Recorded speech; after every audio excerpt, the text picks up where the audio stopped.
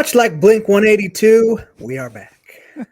Another like episode of the Tan and J-Man show on this frigid October, what's the date? 17th day here in the Chicago suburbs. Tanner's in Fort Wayne. How you doing tonight there, T-Dog? Good. The snow is coming down and it's sticking. Is it really? We did not It get is any legit snow. sticking. It started within the last hour, and I couldn't believe when I looked down, it's actually sticking to the ground, but the temperature just keeps falling, so that's why it's sticking. That is depressing. We did not get any snow, which I'm very thankful for. But I think last week when we were doing the show, we were like, man, it's 75 degrees today. It's just dumb. It's Midwest winter. Yep. October 17th is a little too early for snow. Yeah. We got to wait till at least November, right? But I would prefer to wait till never, or February maybe, but never get that lucky. It never would be nice, but that's not happening. Not in the Midwest, but it is what it is. I hear Bentley going nuts in the background. Yep, he probably doesn't like snow either. That's what he does. Yeah, some animal cruelty might be coming my way tonight. Spanking. All right, with that note, let's do some birdie or bogey, shall we? Sounds good. All right, let me pull up the banner here. This is a big one, Josh. You got a one-stroke lead. Yeah. Coming in. I don't even need to look at my phone. I know what it is. NFL related. Oh boy. Not that it matters. Who is the last player to win the regular season MVP and the Super Bowl MVP in the same year? Regular season MVP and Super Bowl MVP in the same year. That's a really good question. That's a tough one, though. Birdie Bogey brought to you by Noble Gnome LLC for fresh, locally grown, nutrient-dense produce, and Bryce and Katie Romine of Mentone, Indiana. Like them on Facebook, follow them on Instagram, and check out their website, noblegnomellc.com. Get your veggies! And before we start tonight, it looks like I can't find us live on Facebook or Twitter, so I apologize to everybody out there who's hoping to watch. But if you're listening on your whatever podcast platform you're listening to, please give us a ranking and review.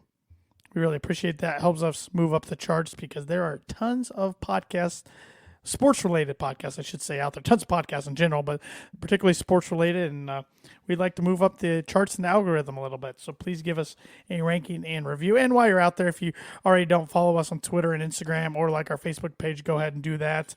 Our Twitter and Instagram handles at Tan and J-Man Show. And you can subscribe to our YouTube channel. We just don't use it very often. So. Get your veggies. Yep, and get your veggies, of course. I think I already said that. Couldn't remember. Even if you didn't, it's important to say it twice. What do you want to start with tonight? Well, let's start off with some baseball. Let's get some baseball talk out of the way. We got the postseason. We don't know the conference series is just yet. Not yet. Hopefully we will tonight, but right now it's a delay in New York for Game Yankees 5. Guardians delayed Game 5. So we might have to wait another day. I don't know. Yeah, if the championship series stay where they're scheduled, the Houston Astros will have only played 3 games in the last 12 days or something like that. So they will be well rested. Sometimes I don't think it helps teams to have that big of a layoff, but it didn't hurt Houston at all this past week against Seattle Mariners, sweeping them 3-0. But in the National League, we saw a 101-win Braves team go down to an 87-win Phillies team in 4. And then we saw an 111-win Dodger team lose in 4 games to the 89-win San Diego Padres, who finished 22 games behind the LA Dodgers. I have never seen a fan base nor media whine as much as LA Dodgers fans and media have whined about how it's not fair. Won 111 games this year, and because it's a 5-game series, the playoffs are such a crapshoot. It's not fair.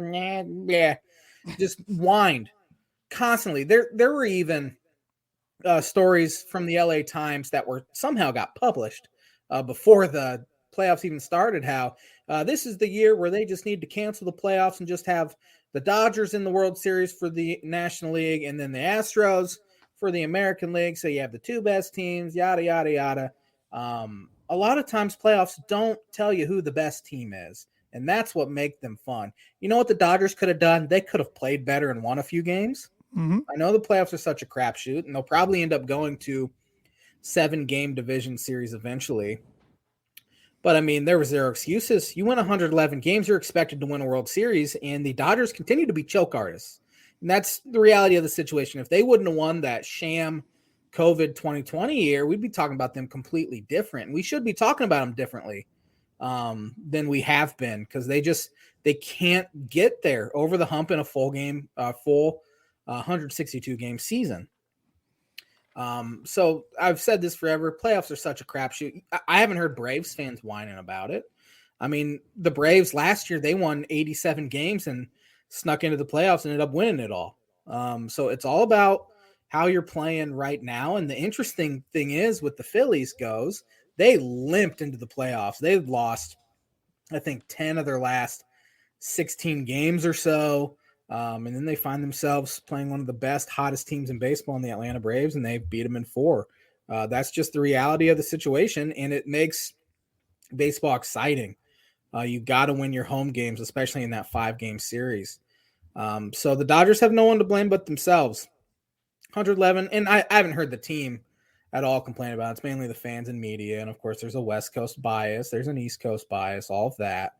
That has been kind of just whining the past few days, and it's getting annoying, to be honest. But yeah, so it's Padres Phillies, National League Championship Series, 2 teams that didn't win 90 games. I don't remember when the last time that's happened in a championship series. So it's kind of nice to have some new blood in there. Phillies haven't been this far in over a decade.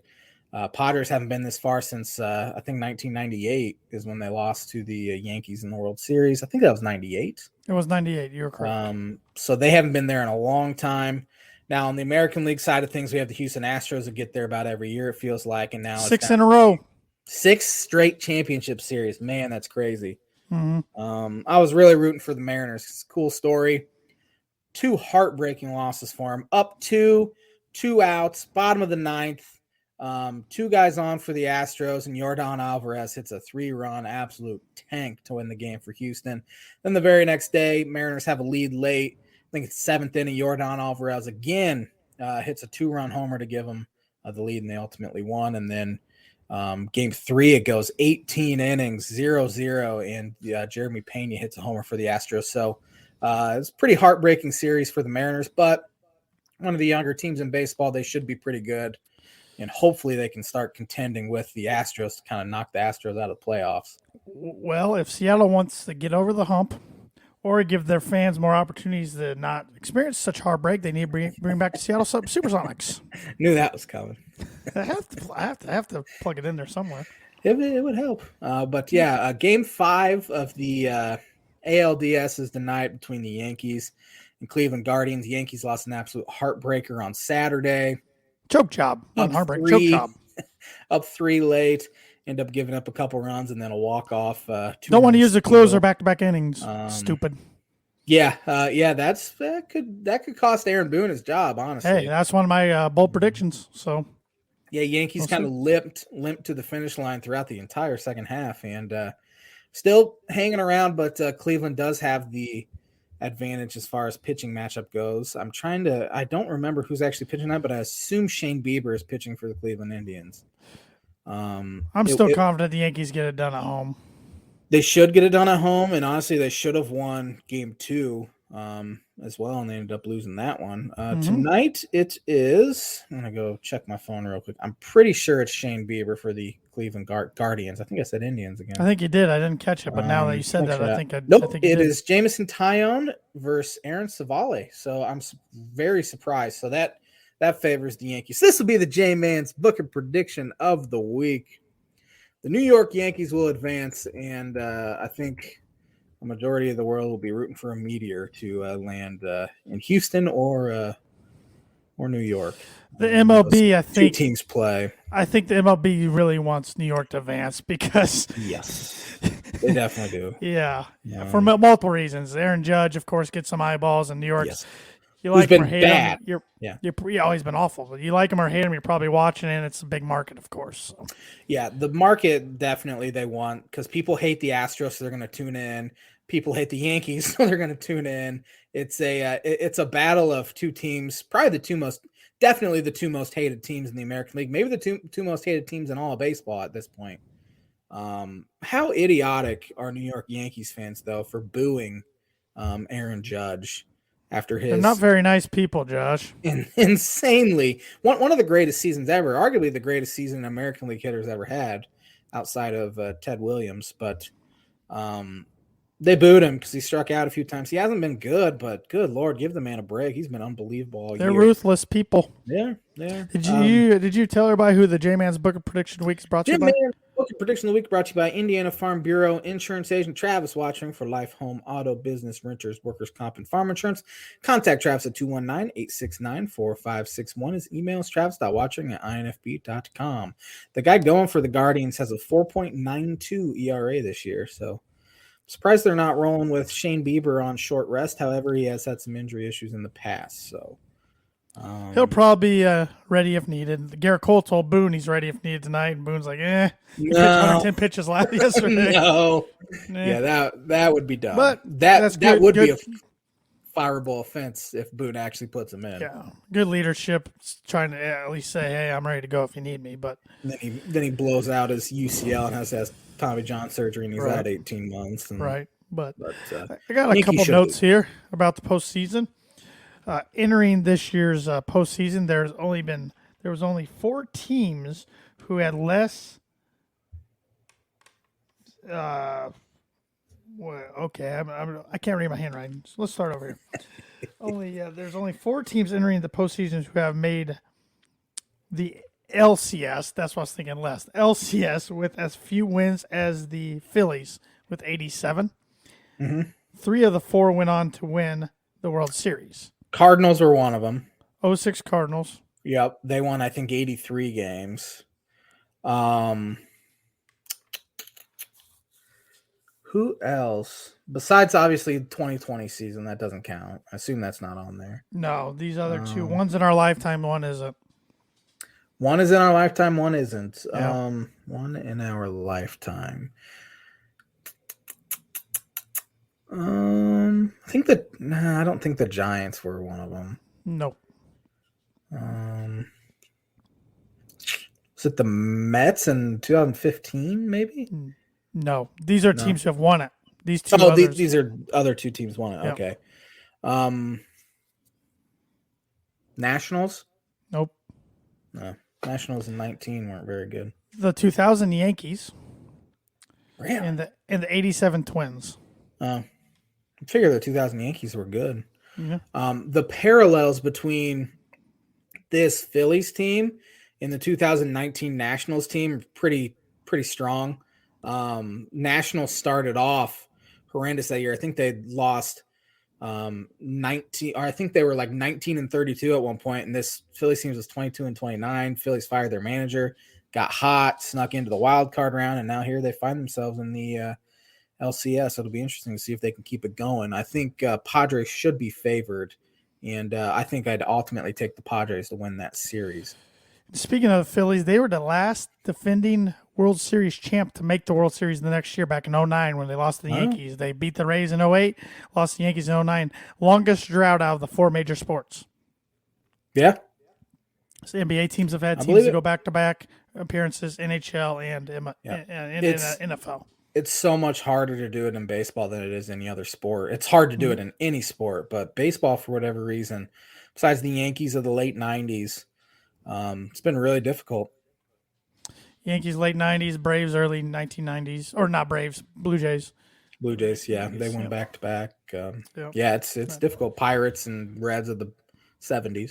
So. Well, now we're going way back. When we have to start talk positive about the Reds and the Pirates, we know we're going way back. We know that's way before we were born. Yep, we haven't seen it. So, any other baseball-related notes?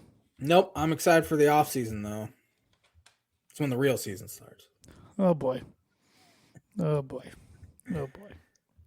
right, well, you want to get educated a little bit? Let's do it. Let's learn about some sporting events that happened on this day in October 17th, and I have not looked at these. On this day in 1885, baseball set all players' salaries at $1,000 to $2,000 for the 1885 season.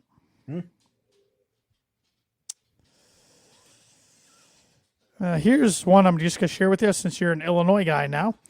On this day in 1920, the Decatur Staleys, later known as the Chicago Bears, played the first American Professional Football Association game against an affiliated APFA team. They beat the Rock Island Independents 7-0 at Douglas Park in Rock Island, Illinois. Rock Island, that is Quad Cities, which is where my parents live. No offense to any people who listen to the show that are from Decatur, Illinois, but that is one of the armpits of the U.S. It is awful. I'll just leave the comments to you. I'll take your word for it. On this day, 1971, the World Series, the Pittsburgh Pirates beat the Baltimore Orioles 2-1 at Memorial Stadium to claim the championship 4-3. The MVP was outfielder Roberto Clemente. He was pretty good. Yes, he was. Tragedy, though. Absolute travesty that he passed away. Who won the World Series on this day in 1974? 74. Was that the Big Red Machine? That was the Oakland A's three-peat. They beat the LA Dodgers 3-2 in their 4-1 series win. The A's pitcher Raleigh Fingers was the MVP. Oh, and by the way, if people are rooting for the Phillies to win the World Series, you might want to hold up because the 3 times they did that, we went into a crisis of one way or the other. So 08. Yeah. 08. I don't even remember the other 2 years. One was the Great Depression. One was something else, and then 08, the housing market. You can blame the Phillies. Yep. On this day, 1974, the NBA's New Orleans Jazz began a 28-game road losing streak. When they were in the Jazz nickname makes sense in New Orleans. It doesn't make any sense in Utah. I don't know why they kept it. It should be the Utah. I don't know. You can't really call them the Mormons. I don't know what Utah's known for besides that. Yep. Nope. Snow slopes or something. I don't know. The Salt Lakes. There we go. Who won the World Series on this day, 1978? 78. Was that the Yankees? That was the Yankees, repeating as champions, beating the Dodgers 7-2 in a 4-2 series victory. Shortstop Bucky Dent was the MVP. Who won it in 1979? 79. I don't know who won in 79. Pirates once again beat the Orioles for a 4-3 series win. Willie Stargell, Pops, MVP. On this day, 1985, Lou Piniella was named New York Yankees manager. Huh? On this day, 1987, the first indoor World Series game was played in the Minnesota Metrodome. On this day, 1989, the earthquake in San Francisco was scaled with a 6.9 scale. Canceled Game 3 of the World Series, ended up killing 67 people. Yeah, that was another classic Al Michaels call. He was in the booth calling the World Series when earthquake hit. He's called some pretty impressive ones. He has. On this day in 1992, the first baseball World Series game featuring a non-American team happened in Game 1 as the Blue Jays lost to the Braves 3-1 at Atlanta Fulton County Stadium. A lot of National League and American League Championship Series. On this day in 2012, Lance Armstrong lost a host of endorsement deals in the wake of his doping scandal. That was 2012? Yep, once it all officially came out. A lot longer ago than that. It does. And that's going to do it for today's On This Day sporting events on October 17th, which is brought to you by, like it is every week, Mooney Woodcrafts. Mooney Woodcrafts is a veteran-owned and operated custom woodcraft shop based out of North Carolina with Indiana grassroots. They provide 100% hand-cut custom designs that fit your needs. So whether you're wanting signs to grow charts, their custom pieces make a great addition to any home, office, or man cave. To see some of their recently completed projects, visit at Mooney Woodcrafts on Instagram and Facebook. And for custom orders, contact them at mooneywoodcrafts@gmail.com. Football season's still going on. Baseball season's still technically going on. Basketball season, NBA starts this week. College basketball starts in a couple weeks. So if you're looking for a sign of whatever your favorite team is, contact Mooney Woodcrafts. Thad will get one made for you. Yeah, the first AP college basketball poll came out today. I think 3 Big Ten teams in it. Sounds about right. Indiana was 12th, 13, something like that. 12th, yep. Michigan 22, Illinois 23, but you could make a case for like 7 other Big Ten schools at this point. They're real deep this year. Doesn't mean anything. Doesn't mean a single thing. People just need to throw the rankings out at this point. Be a lot different come February and March. So Yep. But I have started to get that college basketball itch a little bit for the first time. I know it's going to take you a little while. But, it always does, even when my team stinks at college football. But so far this year, they're having a pretty good season, so I'm really enjoying it. But it does help when you have some early good non-conference games on your schedule to get into it. When you have cupcakes, it's not as easy. But this year, Purdue has some early good matchups, so that'll help. I think the season starts 3 weeks from today. It's a Monday, I remember. At least that's when Illinois plays, which I assume that's when we'll do our college basketball preview show is November 7th.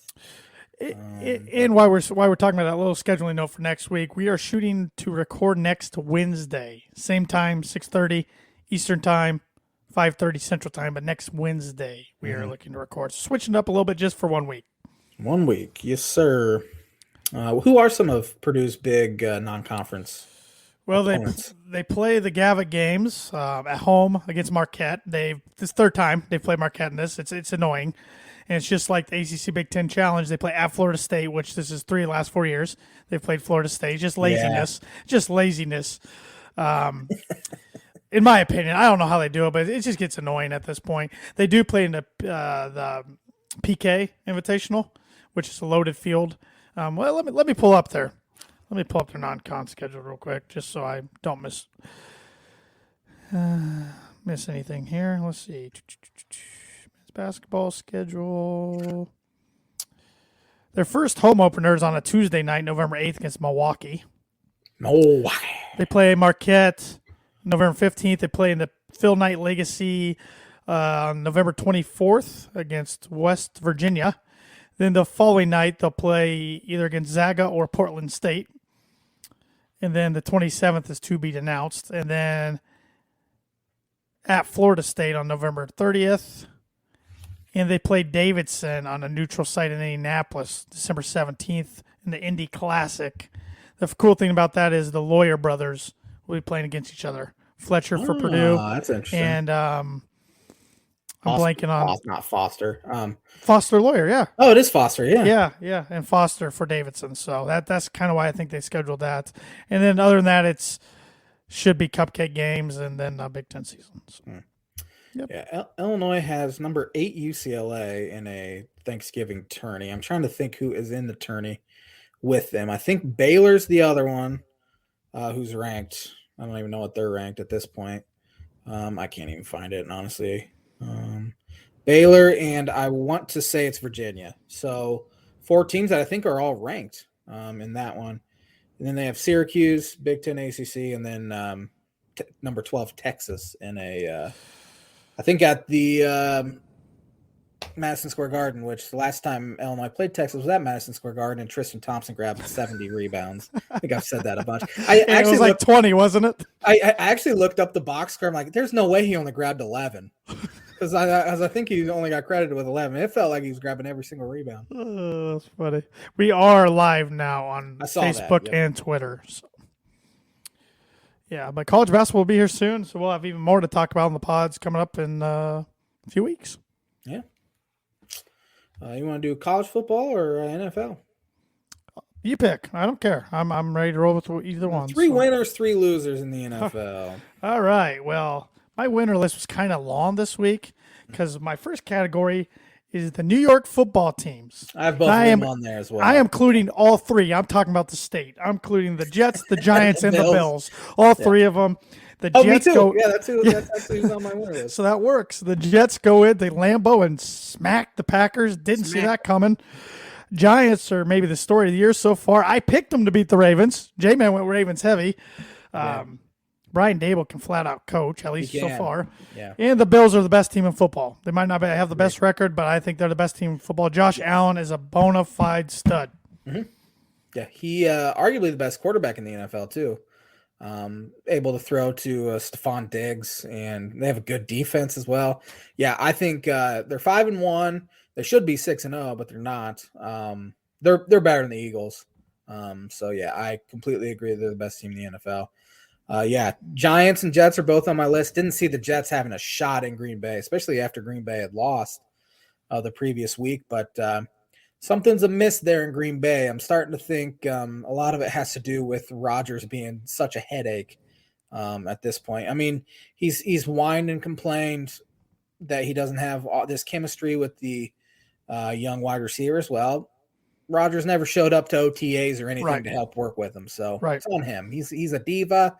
Turned into one of the most unlikable players in NFL history, in my opinion. I cannot stand the guy, and it doesn't break my heart to see him struggle. Yes. So that was one category of mine, because I have two other winners down here, actually. I have no other winners. I could have done that, but I'm like, I'm just going to put that one, and I'll put two others here. Two teams I don't put in the winners category very often, or I don't think I will this year, so I'm going to give them a bone while I can. Atlanta Falcons. I thought San Francisco was starting to play better, and the Falcons beat them by 14 points. Yeah. So good for them. And then Seattle Seahawks. This is a team I didn't know if they'd win 3 games all year. Actually, I think I had them 3 or 4 wins, but they're 3-3. They beat the Cardinals, who aren't playing well, but good for them. Good for them, because their roster and paper doesn't look like they should be a 3-win football team, but here they are, 3-3. Pete knows how to coach, and honestly, Gino's not playing too bad. No, either. he isn't. He isn't. So they have a good run game too. I know Chris Carson's out, but Kenneth Walker stepped in. He had a really nice day yesterday. So Michigan State's own, he's becoming a guy for them. 3 losers. San Francisco 49ers. Right when it felt like, okay, Niners might be pretty good, they go and lose to a bad Atlanta team and Marcus Mariota barely even threw the ball yesterday, and he was very efficient against a great defense. And it's one the Niners could not. That division's not great looking at it now, because I don't think the Rams are very good. Cardinals look terrible. So they're still in okay shape, but that's a game it feels like you need to win. Yep, I do not have the Niners down on my list, but I agree with everything you said. Green Bay Packers are on mine. I mean, you lose, you choke a lead away to the Giants over in London. I'm like, all right, they'll rebound at home against the Jets. I know the Jets have been, surprising some people, but they'll rebound home. Nope, Jets beat them by multiple touchdowns, and it's not easy to do there. And like I said, I think there's a little panic in Green Bay setting in a little bit. The Packers had one of the worst special teams units I've ever seen last year. Looks just as bad this year. Had a punt blocked, ran back for a touchdown. It's not looking good. Not looking good. And I know the Vikings are 5-1. I think the Vikings are a bad football team that's been helped by a very favorable schedule to this point. So it's probably, in my opinion, the Packers division to lose. Although Minnesota has the head-to-head already. One of the head-to-heads, anyways. They'll play again. But it's not looking great for Green Bay. Go ahead. One of my other losers, unless you had anything else you want to say there. Nope. One of my other losers, Tampa Bay Buccaneers. Me too. Yep. This is a team you had in your Super Bowl. I had them, I think, my NFC. I had the Packers on my Super Bowl. So maybe that's part of it. They're also sitting here 3-3. So a lot of teams we thought were going to be really good are sitting here at 3-3. Tom Brady's not looking like himself, not looking like he's having fun. Doesn't. And they got beat. They were 10-point favorites yesterday at Pittsburgh. They got beat by a tandem of Kenny Pickett and Mitch Trubisky, since Trubisky had to come in relief for an injured Kenny Pickett who had a concussion. He's probably not going to play Sunday. I don't know what's going on with the Buccaneers. I mean, they just don't look good at all. It's still their division to lose because their division is awful. Their division's real bad. Yeah. It's interesting what's going on with these elite quarterbacks. A lot of off the field stuff with Tom Brady, with him and Giselle. Again, I don't think he necessarily wanted to come back and play, but he felt like he had to because Schefter ruined his moment or whatever. It's a dumb reason to come back. But I think he's probably at this point regretting coming back. The team's not looking good. He ripped into his offensive line yesterday. He looked like an absolute child doing it too. So things are not looking good. He doesn't even look healthy. You see him in like post game and everything. You're like, man, he just doesn't look good. Something's amiss there in Tampa Bay. Yep. We'll see if they turn around. But I think, like I said, they play in a weak enough division. I think they'll end up being okay. Mm-hmm. My last one, Thursday night football. In general, product's terrible. Yeah. The scheduling of the game's terrible. People are getting injured. The last 2 weeks just show you it's just not a good product. This week's games, New Orleans, Arizona, does nothing for me. Will I watch it? Probably, just because I love the NFL and I love football, but it's just not a good product. Al Michaels is getting annoyed. Yeah. Kirk Herbstreit's trying to do his best, but you can tell he is not used to calling pro games because he doesn't want to rip anybody because, he doesn't do that in college because they're student athletes. I don't know. It's just, and I know they signed that big $1 billion deal with Amazon Prime, so it's not going anywhere anytime soon, but I just don't like it. Yeah. Al Michaels, I know they dropped a ton of money on his doorstep to get him, but he's like, man, I bet he wishes he would have just stayed with Sunday night at this point. That's the best matchups of the week, except this week. This week's kind of a terrible matchup looking at it now. But Thursday nights, they schedule teams like the Commanders and the Bears. You knew it was going to be a 12-7 game. Colts Broncos on paper, good looking game before the season, right. That's fair, but and then a lot of it has to do with it being Thursday night. There's zero practice time. Yeah, guys are still pretty banged up from the previous week, so it's not going to look as good.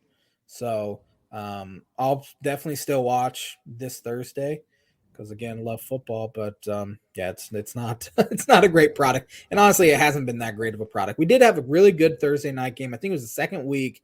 It was Chargers Chiefs. I believe that was Thursday. Yeah, you're right. That was the first. That was the Amazon Prime. The first one. That's game, right. Yeah. Yep. So they wanted to make a big deal about it. Yeah, that was a good one. And that was a good one. But since then, it's been for the most part not that great.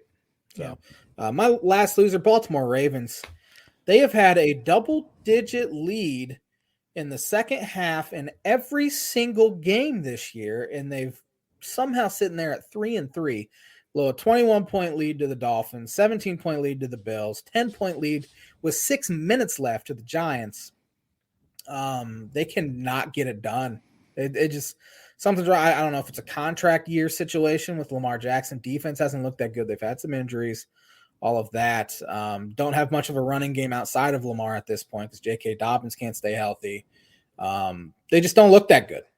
No, they don't. And now they got who they got. They got Cleveland coming in this week at home. You'd think they'd be able to win that one, but who knows at this point? But they finally got off their five consecutive home loss streak with a close one over the Bengals last Sunday night. But we'll see. I don't know. Something's not right there though behind closed doors. Yeah, something's a little messed up. The J-Man, once again, happened to win Pick'em. I got nothing, man. It was a terrible week for both of us. I had 38 points coming into the Sunday night game. You had 33. We both had the Eagles and Chargers winning. I have more points on both of them, so I ultimately won. But it was a rough one. I'm sitting here, I think right at 500 in my pick. No, I'm actually one game below 500 in my picks coming into tonight. So it was a lot of upsets this week too. So not some good ones. I can't remember a crazier first 6 weeks of an NFL season. There's literally only a few teams I can say these teams are good, these teams are bad. Everybody else scrunched together in one group. Oh, absolutely. Yeah, there's very few good teams too. I think like there's very few good ones. But as you mentioned, Thursday night, New Orleans Saints at the Arizona Cardinals.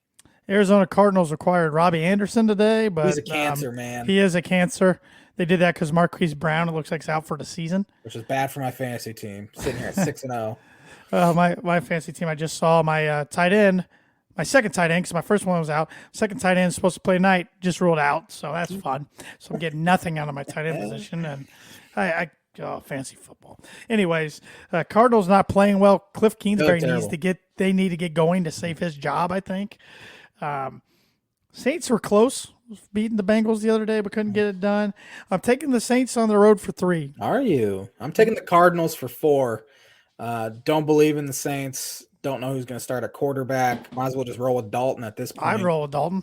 Jameis is not good anymore. He really hasn't ever been that great. But yeah, Cardinals, they need to get going. That Kyler Murray extension looks terrible so far.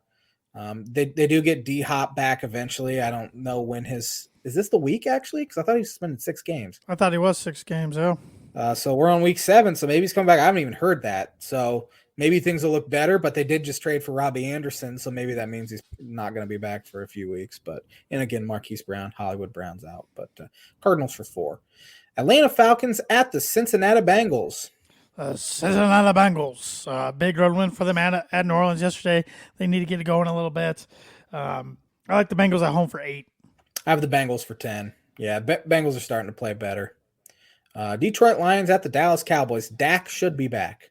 Yeah, Dak should be back. Cowboys tried to come back second half last night, couldn't get it done. Cooper Rush finally had a few turnovers against that nasty Philadelphia Eagle defense. Detroit coming off a bye. Don't think it matters. Dallas for 11. I have Dallas for 14. Yeah, I don't think it matters at all. Dallas' defense is fantastic. Detroit's not going to be able to put up points. Indianapolis Colts had a come-from-behind win against the Jacksonville Jaguars. They travel to Tennessee, who's coming off a bye. Yeah, here's the Colts sitting at 3-2-1. Sitting pretty somehow. That's terrible division as well. I still don't think they're a very good football team, but they're in a perfect division for themselves. And yesterday they actually went and grabbed the win. They weren't handed the win, and they got that Jacksonville monkey off their back a little bit. Yeah. But with that said, I think the Titans are better than I expected coming into the year. It's at Tennessee, who today they approved or plans for a dome stadium, which will be interesting, which that's the new thing. Everybody wants a dome. I hate it. It's not football. Give me the Titans for 5. Colts aren't going to win too many games with Matt Ryan throwing the ball 57 times. He threw it 35 times in the first half. It's not a recipe to win, especially when you have an elite running back like Jonathan Taylor, who's having a rough year. Though. But that offensive line's not very good either. Taylor's hurt. Yeah, is he hurt? That's why he didn't play the last 2 weeks. So I thought he played yesterday. I showed how much. I don't think so. If he did, he didn't carry it much. So Tennessee for 1. That's all I have to say about that. Green Bay at Washington. I've ripped Green Bay a bunch. Yep. Deservingly so. If they lose this game for me, I might not pick them the rest of the year. I'm picking them for 14 because the Commanders stink, and Carson Wentz, even though he's bad, he's better than whoever their backup is, and Wentz is out 4 to 6 weeks with a broken finger. So is it still Taylor Heineke? Is he the one that's their backup still? He's the one that started that playoff game against Tampa Bay a few years ago, and they were 7-9. Yeah.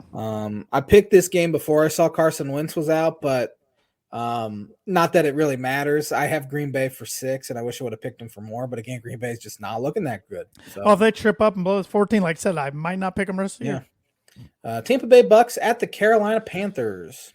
Another team I've ripped. It must be the Bay teams. Today I'm ripping, but Carolina's a lost cause. They fired a coach. Quarterback's injured. Their running back, they're looking for trade offers potentially. They're just a mess. Give me the Buccaneers for 10. Jacob Eason had to come in for PJ Walker. I didn't even know he was in the NFL. Yeah. He might start this week. Who knows? Walker was terrible. I have Tampa Bay for 7. They should get it done. New York Giants at the Jacksonville Jaguars. I like this Giants team. Jaguars are back to being the Jags. Remember, we were talking about them being the best team in the South just 3 weeks ago. Now they're 2-4. I like the Giants on the road. Give me them for 6. I have the Giants for 2. This is a game that I could see Jacksonville absolutely winning. But I don't. I think the Giants are better, and I think they roll on 6-1. Who would have thought? Cleveland Browns at the Baltimore Ravens. Browns got smacked at home yesterday by the Patriots. Ravens have to have this one, don't they? They have to. Yeah. But still, I don't really trust them, so I'm going to Ravens, but just for 7. I don't really trust them. I keep picking the Ravens for a bunch, so I'm taking them for 12. They can't lose to the Browns at home. They just can't do it. You would think. Kiss of death, right there. Yeah. New York Jets at the Denver Broncos. I really wish I could pick this game after I see tonight. Sure. Because I'm ready to get hurt again. I'm already talked myself into the Broncos winning tonight. I've talked myself into the Broncos offense I feel like somehow showing up tonight, which they probably won't. 27-20 is my prediction tonight. So I'm going the Broncos for a point Sunday. 1 point. I still don't believe in the Jets. Zach Wilson was terrible yesterday, but their defense was great. Their running game's really good. Breece Hall is probably the offensive rookie of the year at this point. But give me Denver for 3. I just at home. I just think it could be a potential rainy game, so which is rare, I think, in Denver. But 60% right now. I'm not real happy about that. Yeah. Houston Texans at the Vegas Raiders. Raiders coming off a bye. I think Texans were on the bye too. Both teams only have 1 win, but I think the Raiders are a lot better than the Texans. Give me the Raiders for 13. I have the Raiders for 11. Houston's bad. Seattle Seahawks at the LA Chargers. Again, wish I could pick this game after seeing it. Me too. I think the Chargers are better on paper. They're banged up like they are every year. But like I said, Seahawks are playing well. But if this was at Seattle, my pick would probably be flipped. But since it's at LA, give me the Chargers for 4. I have the Chargers for 9. So Kansas City Chiefs at the San Francisco 49ers. Yeah, Chiefs should be a little fired up after losing that close game to the Bills. It is a road game, but I don't see them dropping 2 straight. Chiefs for 9. I have the Chiefs for 8 for the exact same reasons you said. Sunday Night Football, 2-4 Pittsburgh Steelers at the Miami Dolphins. Tua is back. He is back. That's big. Dolphins are starting to get bit real hard by an injury bug. Real bad. I know how that is. It's not fun early in the season. Dolphins need this game really bad. They do. I think they get it done at home, but I'm only putting 2 on it because I don't know what to expect from the quarterbacks on either side. Don't know what to expect from Tua. Both of the Dolphins starting tackles are injured, and I don't know if Teron Armstead's going to be back. Their left tackle, Greg Little, gave up 9 hurries yesterday. That's not ideal. 9 hurries. The right tackle wasn't much better. It was the worst offensive line performance. I've seen a lot of bad offensive line performances from the Dolphins. Yesterday was one of the worst. In a game, I felt like they still should have won, even though they started their 3rd stringer and then had to put Teddy in. Their cornerback situation is brutal right now, too. They're down to their 4th string guy, and he's having to start. I still think Dolphins are still 7-point favorites over the Steelers. That's how much or how bad people think of the Steelers. So I'm taking the Dolphins for 5. Dolphins need it, though, absolutely. Monday nighter, the Chicago Bears get another primetime game, even though everyone knew they were going to suck coming into the year. The NFL still puts every single year at the New England Patriots. And I'm a guy who likes orange. Orange is my favorite color. Those helmets last week were hideous. I think they would have been better maybe if they had their Navy jerseys, but the orange on orange was not a good look. Patriots looked good yesterday. Bailey Zapp. Is that how you Zappe? Western Kentucky. Zapp. The rookie, he looked real good yesterday. Looked just as good as Mac Jones does. Yeah, I don't see the Bears winning this road game. Give me the Patriots for 12. History is repeating itself in New England. Bailey Zapp will be the guy going forward. Take it to the bank. You said that last year about Mac Jones. I thought Mac Jones last year was terrible. Not the first half, he did not. I can go pull some audio clips. He was second half he did, but not the first half. He was terrible. Terrible, Kenny. Terrible. 13. I think the Bears are abhorrently bad, and they still probably should have beat the Commanders. Dude, I was just thinking the other day, like, the Bears aren't a good franchise. They're not. They've never had a good quarterback. Cutler's easily their best. Yeah, that's the thing. I don't know if they ever will find one because they just don't. 85 was amazing for him. Arguably the best defense of all time. But besides that, in the olden days, they don't have much at all. I mean, you had the Grossman year, or not, Devin Hester year, let's call it, in the defense year in 06. Yeah, more so than Grossman. When they lost to the Colts. And then they had the 2011 NFC Championship game. They made it. Cutler gets hurt. Caleb Haney almost brings them back against the Packers. But besides that, not much. No. Not much. Yeah, the fans have been hanging on to 85 forever. Yeah, they have. But you just think, I know a lot of franchises have a bad quarterback play, but Bears might be the worst. The worst, yeah. Even you look at the Lions, their history's been terrible, but Stafford is head and shoulders above every single quarterback they've ever had there in Chicago. Yep. College football, another fantastic week of college football. Do you have any word association for me before we get to college football? It is college football related. That's why right. I was kind of tying it in. Oh, but, my bad. It's all good. I won college football pick'em, as you said. Thanks, Wisconsin. I got it. Yeah, every game except Wisconsin, right? Wisconsin's in trouble. Obviously, Jim Leonard didn't fix everything overnight. Don't put that on me, Josh.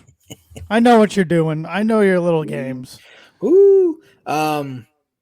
The Big Ten honestly wasn't that great over the weekend. A good game at Purdue. Purdue found a way to win it. That's been Purdue all season long. They're finding ways. I'm used to them. I know it's rare. They're finding ways in different ways. Yeah. It's strange. This game was won by Aiden O'Connell in the fourth quarter and Devin Mockabee. We say Purdue has no run game. All of a sudden, it looks like last few weeks they found something in a redshirt walk-on freshman in Devin Mockabee from southwest Indiana down in Boonville, which is a really small town.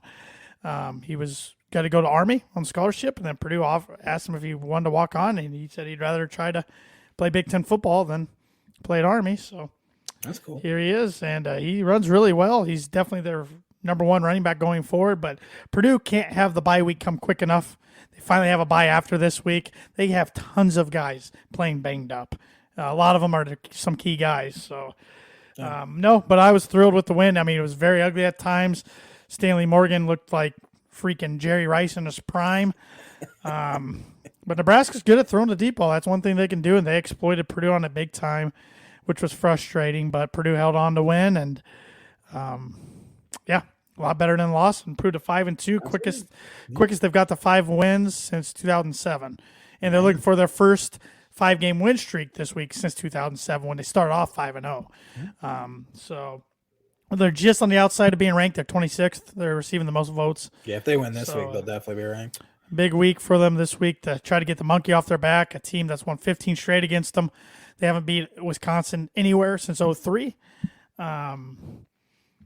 And Wisconsin's favored by 2.5 as of today. So until they do it, I don't believe it's going to happen. Until they do it. You got to get that monkey off your back. But we'll see. But no, I'm real pleased with where Purdue is at through their first 7 games. Michigan took Penn State to the woodshed. Michigan's good. Yeah. Illinois took Minnesota to the woodshed. Yep, huge for them. They only won by 12, but against the nation's number one total defense, they had 6 drives of 68 or more, had 472 total yards, and had the ball for over 40 minutes. Good time to be on a bye or bad? Huge. They're rolling. Okay. Yeah, huge. It's huge for them in the fact that they are banged up as well. But Chase Brown had more touches on Saturday than Minnesota ran total plays. Chase Brown had 44 touches for 253 total yards and a touchdown. Minnesota only ran 41 total plays. So he's Bielema even said, I don't care what he does this next week. He can hang with you media guys. He's not doing a single thing at practice. That's a lot of touches. So, did you see how many plays Purdue ran the other night? No. 101. That's insane. How many Nebraska run? I'll go check. It wasn't near that. Purdue killed them in time possession, but it didn't matter. Like I think that's the most game or 7-hour game. I think that's the most. The first quarter was long. I think it's the most overrated stat in football, though. It is. Agreed. Time of possession, but let's see how many plays Nebraska ran.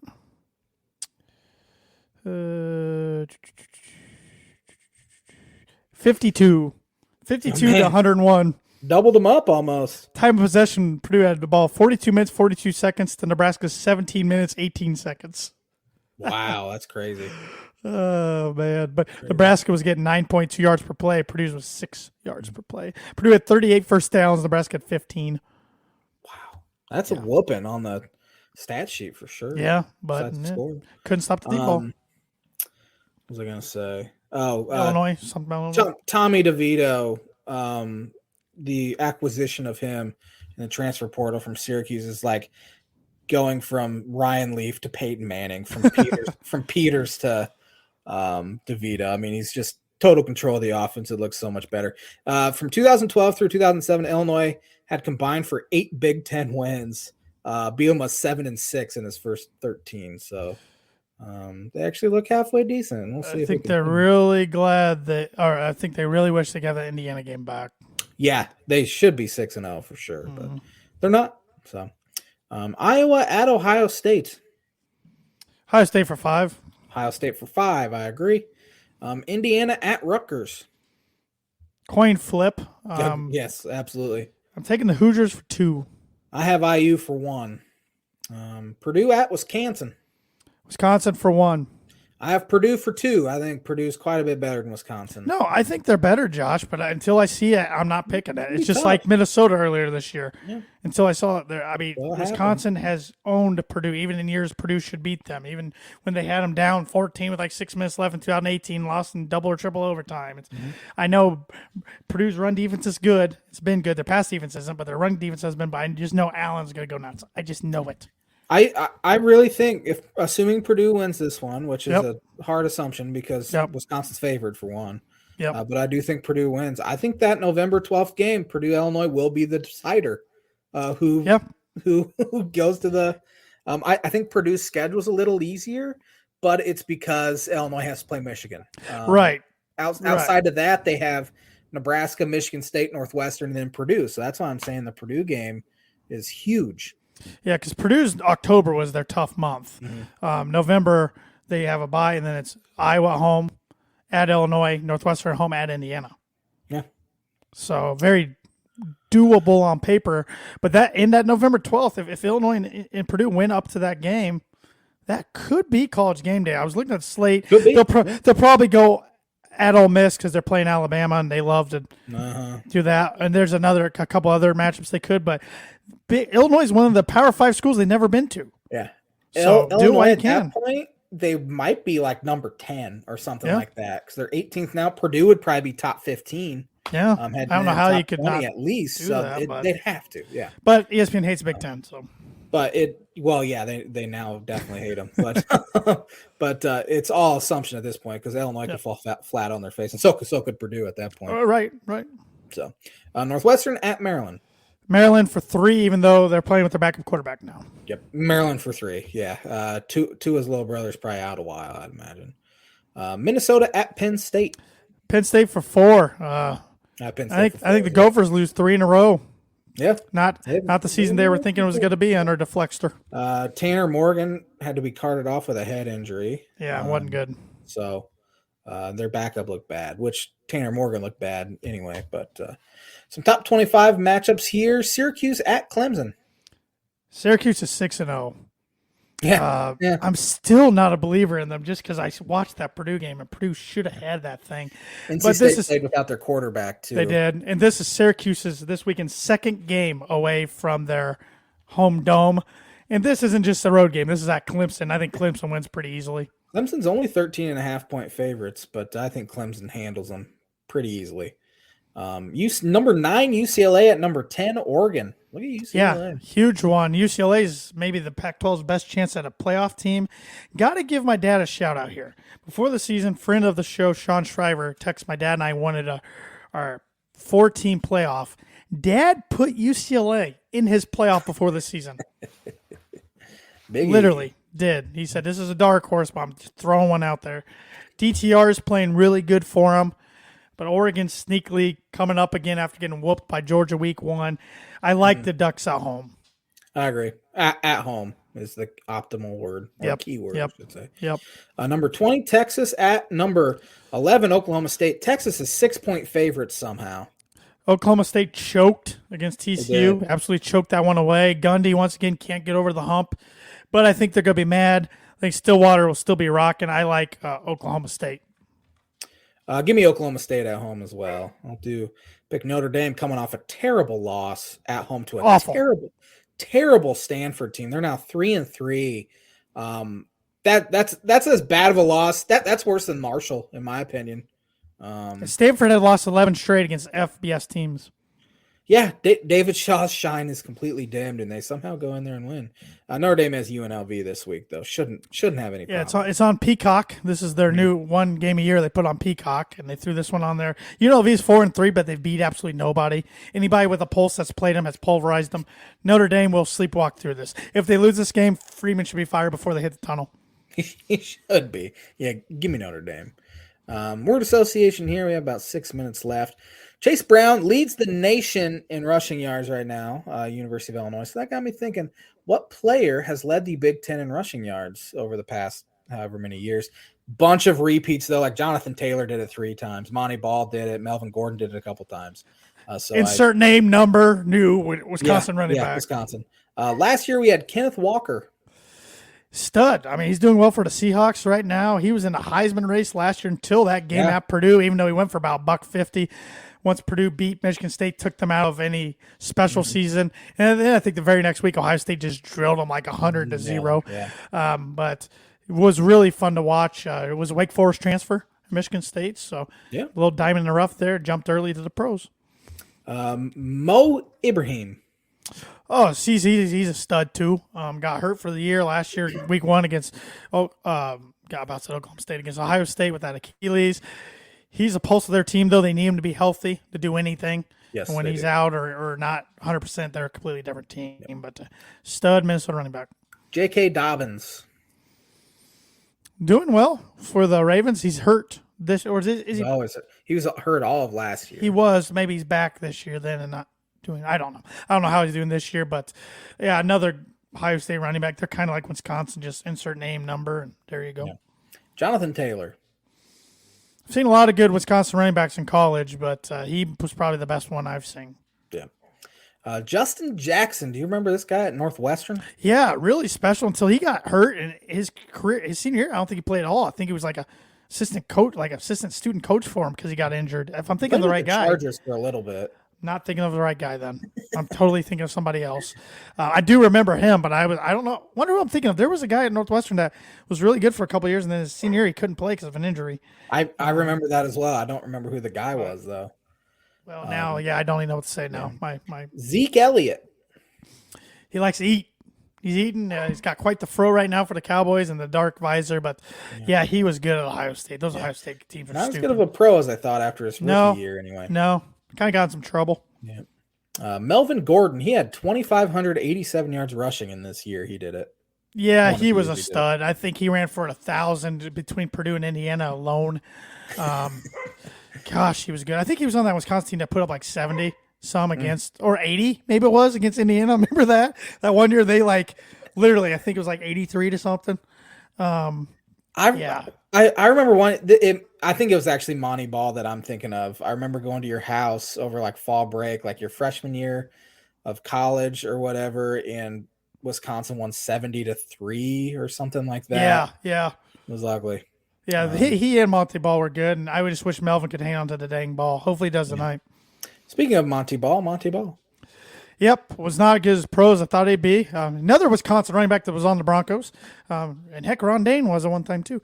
But he got in some big trouble off the field in the NFL, and career was cut way short, as it should have been.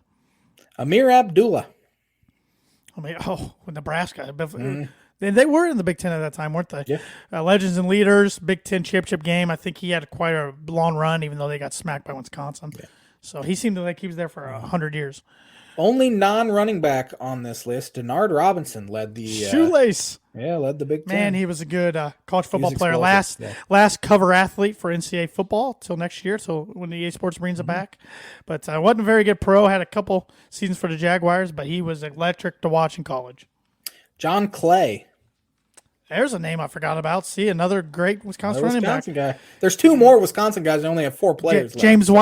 James White, one of them. Nope. PJ Hill and Brian Calhoun. You can knock out all the Wisconsin guys. I couldn't tell you much about Brian Calhoun, but PJ Hill was a beast. He'd run over people, jumped after his junior year, and didn't get drafted. Yeah. Never made it. 2 more here. Sean Green. Oh, he was a stud for Iowa. Iowa was good that year, too, his last year in college. Was on the Jets for a little while. Yep. Last one, Rashard Mendenhall. Good one for the Illini. Then after him was Mikael LaShore. Mendenhall was that with Juice Williams, Aurelius Ben, that Rose Bowl team that lost to USC. He's a pretty special player. Yep. That'll do it. And that is the Word Association segment, which is brought to you by Proforma Print 2 Promo Group. If you're looking for a trustworthy, dependable resource for your next trade show, company picnic, or sales meeting, they have over 50 years combined experience in promotional products and commercial print. They strive for fast and efficient response to all your print needs. You need to look no further. Let them be your one-source print and promotional company today by giving Barbara Van Weinsberg a call at 574-210-3815. Hit me with that birdie bogey. Actually, before we get to birdie bogey, this episode is brought to you by The Damn Landing, whether an epic burger, hand tossed pizza, and bread, channel one seafood, craft beer, or a handcrafted cocktail, go to the Damn Landing and get some great food. 1305 Ewing Road in Rochester. Birdie or Bogey tonight, Josh? I want to know the last NFL player to win the regular season MVP and the Super Bowl MVP in the same year. I think I remember seeing this somewhere. Great. But we'll see if I can get it right, because Tom Brady seems like too obvious of an answer. I believe I remember seeing this like a few years ago. Is it Kurt Warner? You got yourself a birdie, my friend. Huge. He is 2 up now, ladies and gentlemen. Oh, 2 up. I got lucky.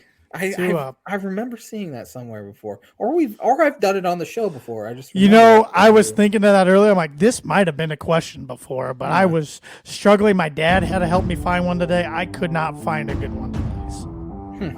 That's use what I was given. Yeah. Thanks for watching the Tan and J-Man Show live on the ISC Sports Network. We will be back at it next Wednesday. Put it on your calendar, everybody, for another episode. Have a fantastic rest of the week, everybody.